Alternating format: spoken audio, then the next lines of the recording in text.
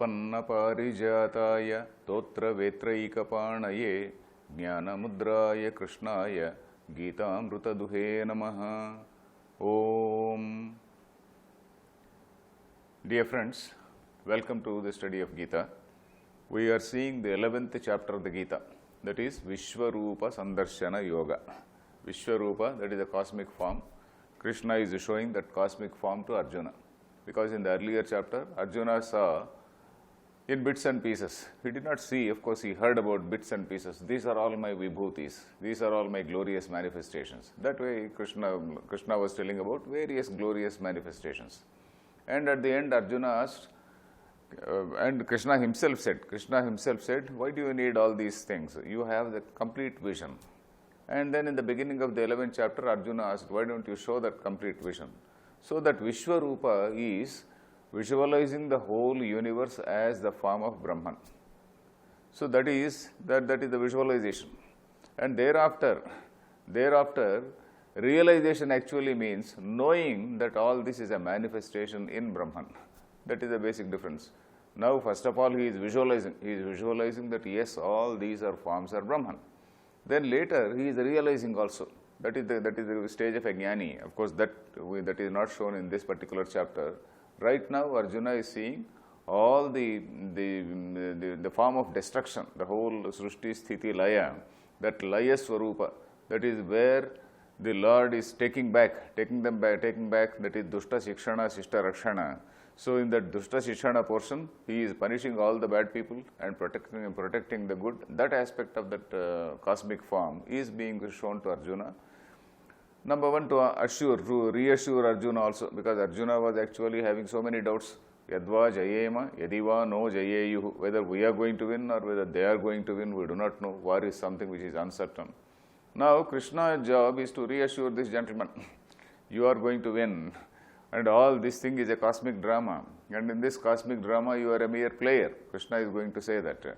And you just play your role and get fame. That is what he is going to say.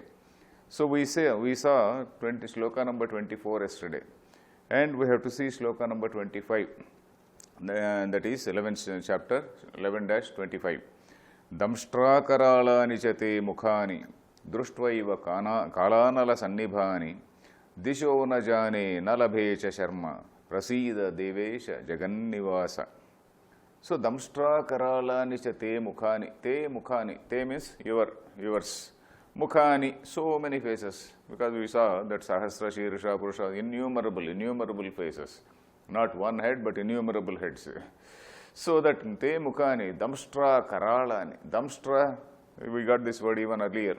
Damshtra is that huge canine teeth which the lions, the tigers, etc. have. And in fact, even the snakes, they have the fangs. In the case of tiger and lion also, they are called fangs, that huge teeth. So that is damshtra. The difference between danta and damshtra is, danta is ordinary teeth. Damshtra is that huge fang-like tooth. That is what is called damshtra. So damshtra karalani. That is, karala means it is looking so fierce, frightening, because of this damshtra. Damshtrabhihi karalaha.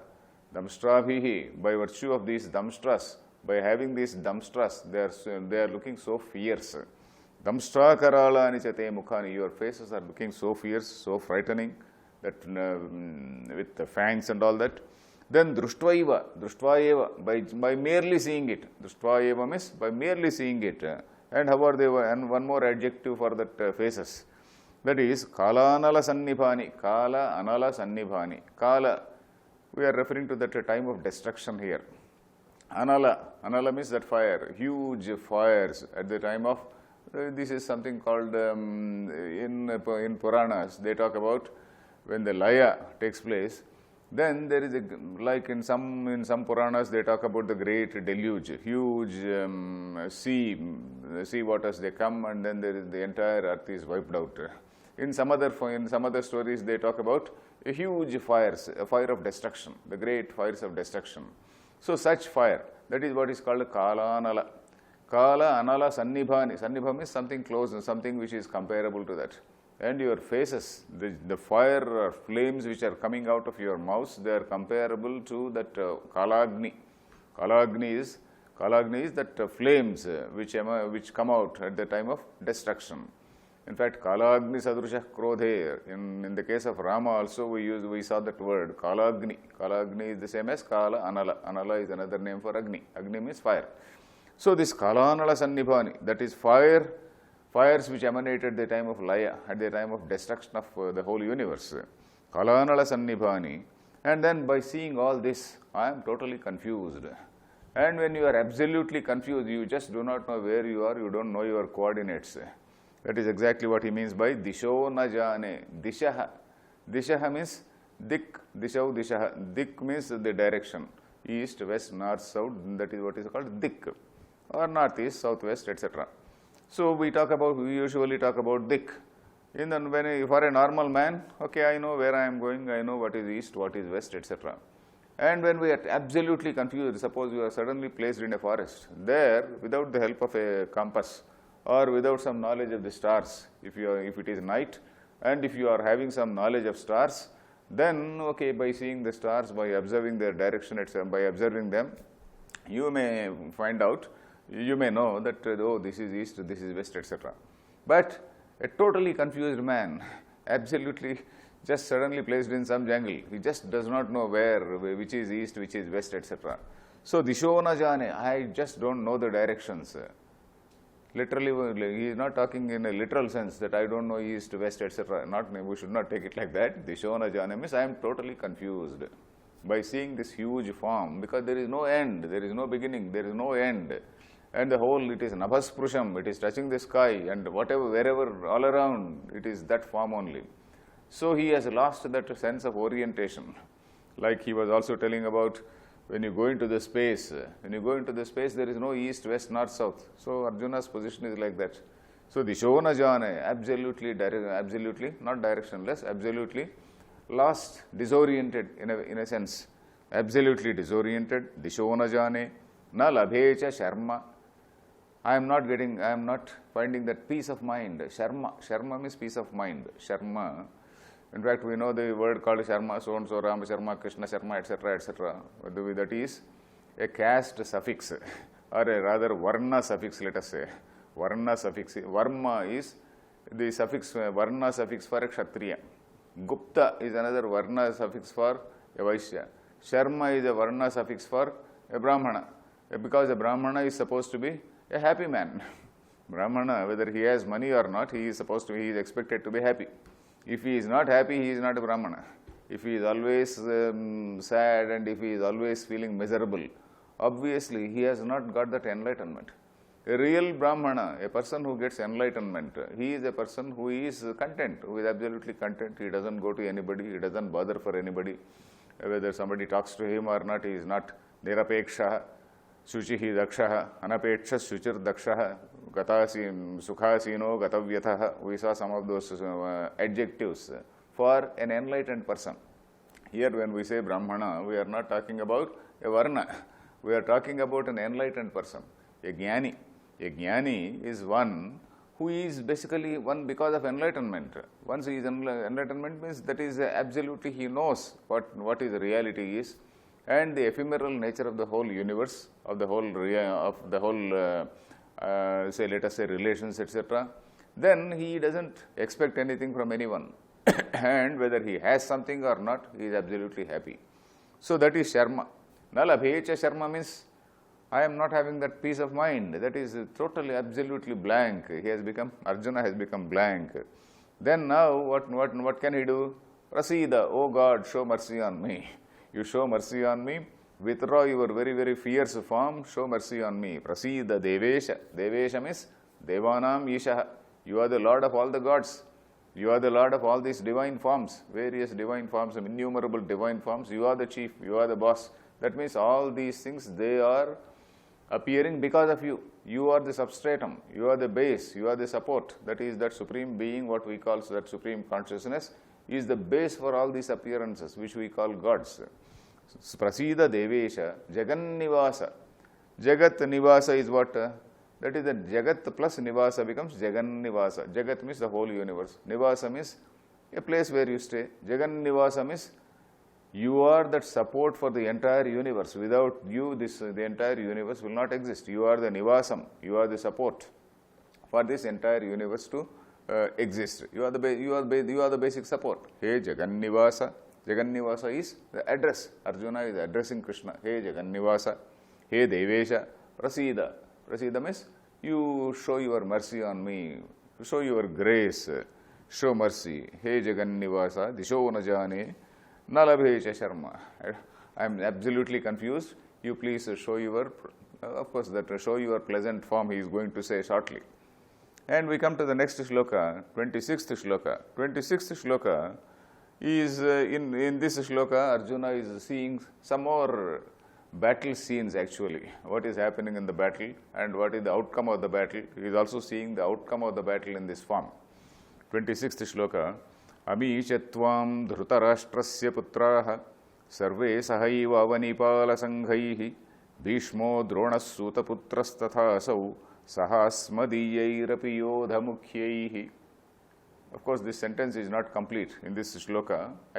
We have been seeing that in a particular shloka, there may be one sentence, there may be two sentences, or the sentence itself may be incomplete.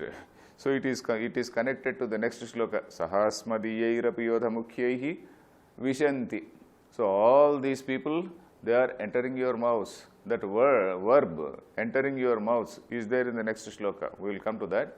Before that, we can see this shloka independently also. We can see this shloka, though incomplete sentence, though it's an incomplete sentence, we can understand it. Amichatvam dhritarashtrasya putraha. Dhritarashtrasya putraha means all the sons of Dhritarashtra, all the 100 sons. Of course, Dhritarashtra has 101 sons. That very rarely we know. There is one person, we know that Gandhari had 100 sons.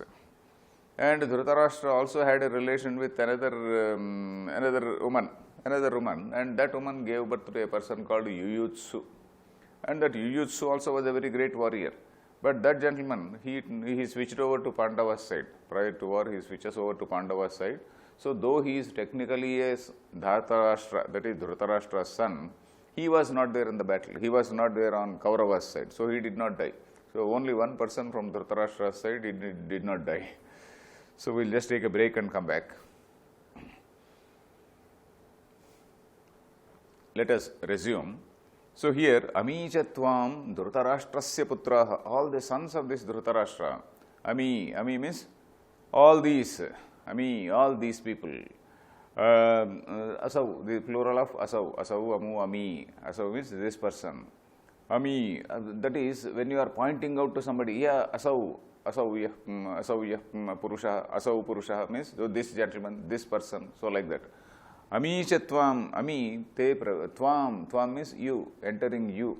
Tvam vishanti, this tvam is here, they are entering you. That you is here in this shloka and entering is in the next shloka. That is the thing we have to see. Tvam vishanti, vishanti verb is in the next shloka. So, amichatvam dhritarashtrasya putraha, sarve, all the sons, saha eva avanipala sanghaihi, sahaiva means along with saha eva becomes sahaiva. Avanipala sanghaihi, sangha means a group, all the hosts of kings. Avanipala means king. Avani means bhumi. Avanipala is bhupala. Avani, in fact, etymological meaning also is interesting. It comes from ava, a dhatu called ava dhatu. Ava means to protect. Avani, the bhumi is called the protector of all the beings, because from bhumi only you are getting your water, you are getting your food grains. Without food grains we cannot survive.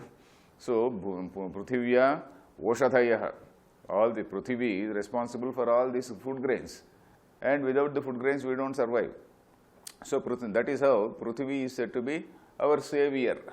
Avani literally means savior, avati, avadhatu. In fact, avadhatu, where else we get? We get it in sahana avavatu, sahana ubhunaktu. So, there sahana avavatu, in that saha now avatu. Avani means that which protects, that which saves. She is the savior or savioress. We do not know whether that word is there in English or not. She is the savior, let us say. Then avadhatu means, ava means to save, to protect. That is Saha Nau Avatu. Saha means together. The Guru and Shishya, there is a prayer. We know that famous prayer. Sahana Avatu, Sahana Upunaktu, Saha Viryam Karavavahai. That very, very famous prayer. Saha means together. The Guru and Shishya, they are praying together. In all the Upanishads, the tradition is when you go to a teacher, the teacher and the student, they both pray. There is a prayer. That is, let that Almighty protect both of us. Sahana Ubhunaktu. Let the Almighty make both of us prosper. So like that. Saha Viryam Karavavahai. Whatever we study together, let it become strong. Tejasvina Vadhitamastu. So whatever we study, let it become very, very powerful. So that is the prayer. So here, Avanipala. Avani, as I said, is Bhumi, that which protects, that which saves us, that which gives our sustenance. Then Avanipala Sangha. Avanipala is Bhupala, that is king. Bhupala Sangha means all these hosts of kings. So now the scene is, Arjuna is seeing in that cosmic form all the sons of Dhritarashtra, like magic. If you have seen that film, what is this Maya Bazaar? In that Maya Bazaar, there is one person called Ghatotkacha. He knows all the magic. He is a great. He knows all these Mayas and all that. All this, Maya. Simple translation is magic only. And when he opens his mouth, all these food items, they go into his mouth. So like that, all these Dhritarashtra's sons, they are entering your mouth. Not only they, all the kings, all the hosts of kings, because on Kaurava's side, there were 11 Akshauhinis. That is, on Pandava's side, there were only 7 Akshauhinis. And Duryodhana had a bigger army, including one contingent from China. It is surprising. If you see the Mahabharata, if you read Mahabharata, you will see that one huge contingent, one Akshauhini had come from China, which means the yellow, that it was looking like a yellow sea. That is what Vyasa describes. So one Akshauhini is a huge contingent of army. So like that, all these Avanipala, all these kings, they are all entering your mouth. So that is in that cosmic form, that is devouring. The cosmic form is devouring all the sons of Dhritarashtra. It is also devouring all these kings. The Avanipala Sanghaihi. Then who are all they? Particularly, he is also naming this Vyasa is the name, sage Vyasa is naming Bhishmo, Dronaha, Sutaputras Tathasau. Arjuna is seeing Bhishma, Drona, Sutaputra. Sutaputra is Karna. Sutaputras Tathasau, Sahasmadiyairapi Yodha Mukhyaihi. And who are the greatest warriors on the Kaurava side? On the Kaurava side, we know that Bhishma, highly invincible man, he is actually one of the gods who has taken birth. If you read Mahabharata, Bhishma is one of the Vasus. And because of some curse, he himself is born as that Bhishma. So Bhishma actually is a god, and he has got what is called Swachhanda Maranam. Swachhanda Maranam means he can choose his time of death. Nobody can kill him. Nobody can kill him. Whatever weapon you use, nobody can kill, and then he chooses to die at whatever time he wants. So that is Swachhanda Marana. Then Bhishma is like that. And Drona is another man. He has also his birth also is divine in nature. And he is a person who knows all the divine weapons, what are called astras. Then Sutaputra. Sutaputra is that Karna. Karna also is a person who was trained by Drona. He is also a man who knows all the weapons. Sutaputras tathasau. Saha smadiyairapi yodha mukhyahi. And also Arjuna is seeing some of his own people also being swallowed in that cosmic form. So in this battle, we know that lot many people are killed, including lot many people on the Pandava side also get killed. Not only the Kauravas, lot many kings on the Pandava side also get killed, like Drishtadyumna gets killed, and like Arjuna's son himself, that Abhimanyu gets killed. So like that, all that, the Upapandavas, the 5 sons of Pandavas, they also get killed. So all these people, they are going to die. So Saha smadiyairapi yodha mukhyaihi. Yodha mukhya means chief warriors, all the great warriors. So Bhishma, Drona, in fact, the threat to Arjuna is only from them. Arjuna, he is doubtful about his victory only because of Bhishma, Drona, Karna on the other side, not because of any other people. So, and Dhritarashtra also is confident. Dhritarashtra is confident of victory only because of them, Bhishma, Drona and Karna. Not Bhishma, Drona, Karna and Krupacharya. Krupacharya is another great warrior. So, Sahasmadiyairapi Yodhamukhyai. Now Arjuna is seeing all these people, they are being devoured. So, this is a sort of warning to Dhritarashtra and a sort of reassurance to this Arjuna. So, in fact, Sanjaya is also going to tell Dhritarashtra, so this is what Arjuna saw. So, now, this is all these words which we are reading is Arjuna only speaking to Krishna. Then the next shloka, 27. Vaktrani te tvaramana vishanti damshtra karalani bhayanakani kechid vilagna dashanantareshu sandrusyante churnitairuttamangai. So, te vaktrani tvaramana vishanti. So, all this is vishanti, this verb is entering, they are all entering. Where tvam vishanti, that tvam is there in the earlier shloka. Amisha tvam dhrutarashtrasya putraha tvam tvaramanaha vishanti. They are all hastily entering you. They are all actually, it is as though they are actually running into you. They are all running into your mouths. You means your mouths. So, vaktrani, te vaktrani tvaramanaha vishanti. That is, te vaktrani means your mouths. All these people, Dhritarashtra's sons, Bhishma, Drona, Karna and all those people, they are all hastily entering into your mouths. Tvaramana vishanti. And also, damshtra karalani. Damshtra karala. In fact, earlier also we got this word, damshtra vihi karala. That is so looking so fierce with huge fangs. That is huge mouths with huge fangs. These people are entering. And it is as though that cosmic form, it is actually chewing them up. Damshtra karalani cha bhayanakani. Bhayanaka means something which causes fear, something which is frightening. So, your frightening mouths which are so terrible with fangs, with huge fangs. And when suppose you visualize somebody eating some chicken as it is. You visualize somebody who is eating some chicken with the bones and all that as it is, he is eating and then he is pulling out like that and then taking out flesh. Of course, people abroad, they use some fork and knives and then with the fork, with this knife they cut and then with the fork they take it out and slowly in a fashionable way they eat. But our people, of course, they don't know much. So, they take out in the most natural way. So, anyway, kechid vilagnaha. So, when you eat like that, what happens? And naturally, something gets stuck in between the teeth. You are eating a huge, say, animal as it is, suppose. When you are eating like that, then something is getting stuck, and they may be hanging from your mouth. So, kechid vilagnaha. Vilagna means stuck up.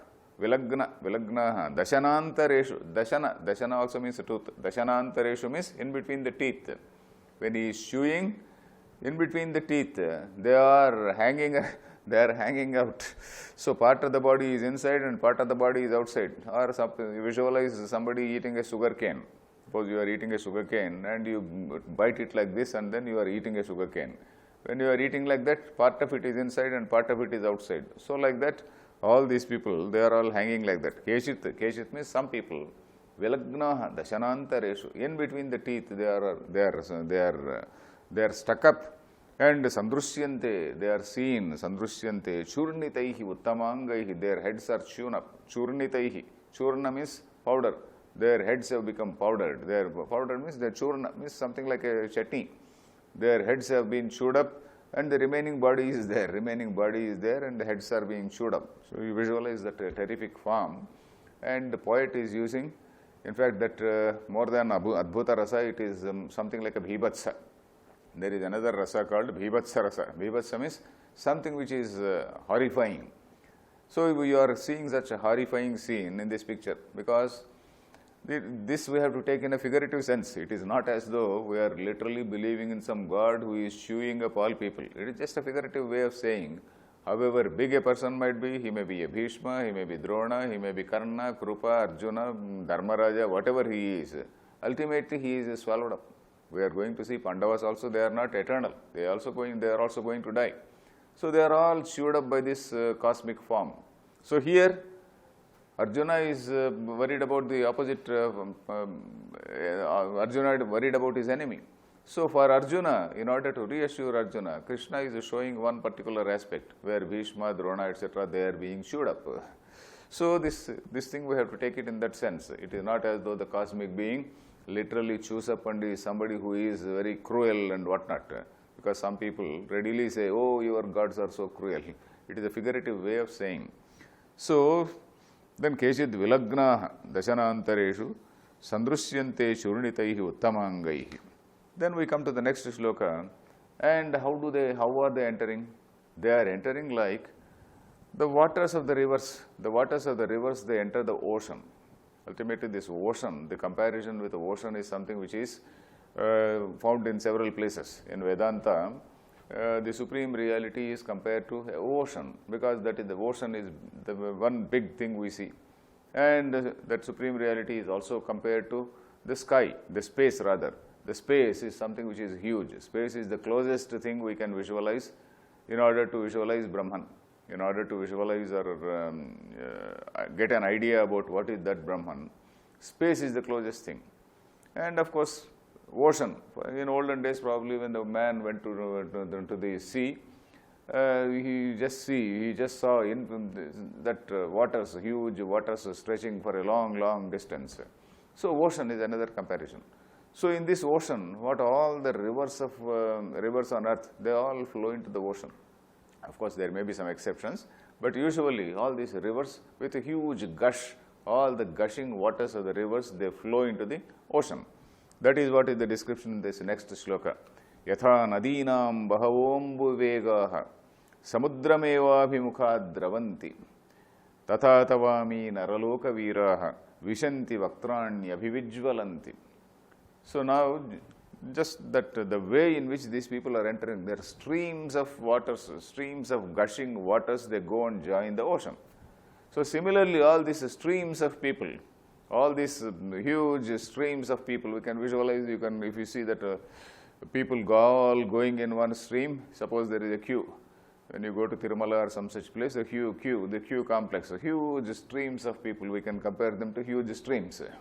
So such streams of warriors, they are all entering your mouths. So that is the description here. We will continue it tomorrow. Harihi Om Tat Sat.